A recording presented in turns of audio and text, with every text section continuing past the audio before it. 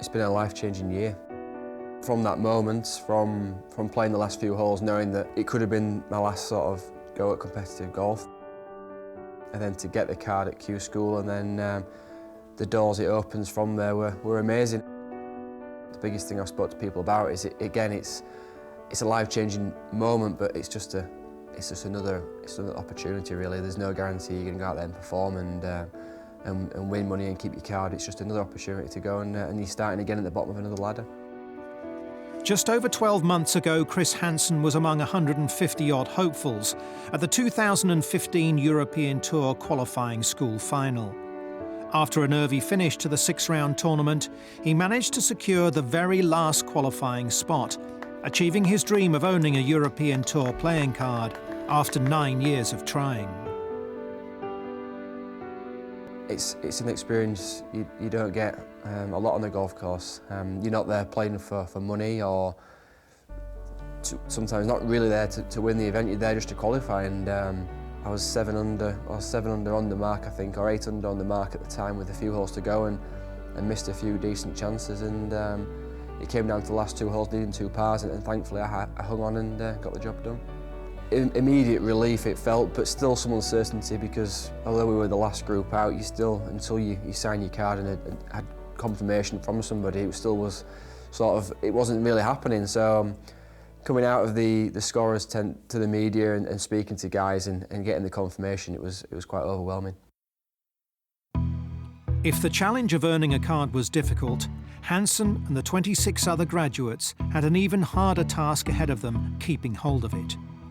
However, the Englishman quickly settled into his new surroundings and was soon competing for titles. At the Trophy Hassan II in Morocco, Chris took a one-shot lead into the final round, and he shot a closing round 75 to end up in a tie for 5th place. It was his best finish on the European Tour, and crucially it earned him a bunch of Race to Dubai points early in the season. I knew it was going to be a tough ask from Q School. I think only 9 guys from the Q School category kept the card this year. I think it's a pretty similar start each year really. So from the bottom of Q School being the last card, I knew it was going to be a challenge, and as much as you don't want to set a goal of just keep your card, I think in the back of your mind that's something what is always going on. The year had started quite nice.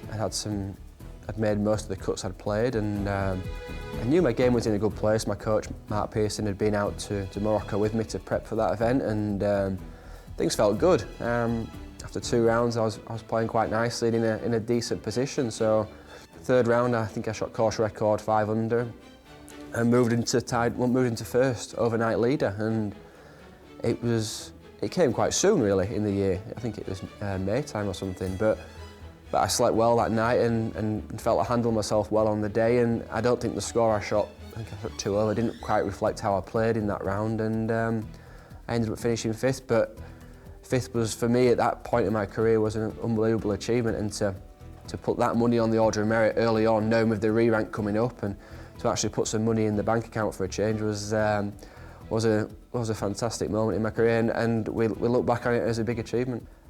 I feel I'm ready to win. I feel I'm ready to compete again next year, and I'm sure I'll get myself back in those situations and take what I've learned from Morocco into those events. The re-rank certainly helped with getting some extra starts in tournaments, which was just what Chris needed, as the final Q School card would only have offered him entry into a limited number of events, and most of those would have been tournaments with lower prize funds. It makes his achievements last year even more impressive. Majority of people think you either graduate from the Challenge Tour or you go through Q School and you automatically have a European Tour card. You do. The difference in having a category from the Q School and from retaining your card or being a top 60 player in the European Tour is dramatic. I was limited to what events I could play this year, and if it wasn't for some good performances, I would have probably only played 17 events or something. There would be the 17 smaller prize fund events on the tour, whereas I think there was a spell in the year where I played 4 events for a total prize fund of 5 million, maybe 4 million, and the 2 events I missed were Ireland and Wentworth, and for those 2 events the guys played for a purse of 9 million. So they played for 9 million in 2 weeks and I played for 4 or 5 million in 4 weeks. The hard thing is not being in control of your own destiny. You know, you're missing those events and people are going past you and there's nothing you can do about it. So it kind of, I suppose, adds a little bit more pressure to perform when you do get the opportunities to play, and thankfully this year I did most of the time. Yes, consistent play throughout the 2016 season saw Chris make the halfway cut 17 times in 22 tournaments, and he earned just over €250,000. He finished 108th on the European Tour's race to Dubai, just 3 places, and around €6,000 inside the cut-off mark for players to keep their cards for 2017.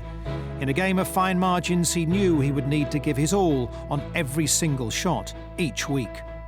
That's something I've always instilled in myself, that from the start of a season, every shot really does count, because you do see it in a lot of players that a round gets away from them and then they'll throw the towel in and end up finishing 50th or 60th and losing out on £10,000, which relative to them might not be a lot of money, but on the order of merit, it's a lot of money. And you've seen some big names this year lose the card or just keep the card, and that could be down to making a small check in a small event and bringing home €2,000. A really surreal sort of month it's been. I'd gone from obviously keeping my card after Portugal, and the last 3 weeks I've been watching golf on TV from Turkey and South Africa and Dubai, wanting to be there, but then at the same time Stage 2 and Stage 3 of Q Schools have been going on and I've not wanted to be there, so I've kind of been sat in the middle for the first time ever. It's a great position to be in, but it's a position what's made me want to achieve more and be in those last 3 events next year.